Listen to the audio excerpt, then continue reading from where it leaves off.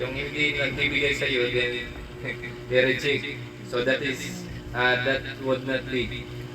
So hindi siya dapat mangyari. Acceptable. And the first division or the second point that we have is to love mercy. So kinsa man sa inyo din na ay paghigugma gyapon. And if you have love, then kaya mo ba mahalin ang isang taong nagpahirap sa iyo? That a person cause you to have pain, right? Katong mga kaaway nato din ba?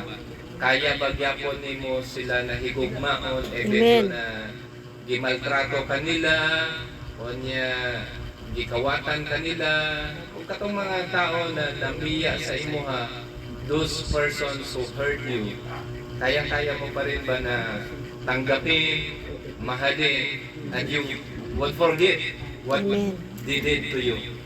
Okay, so a love that have mercy.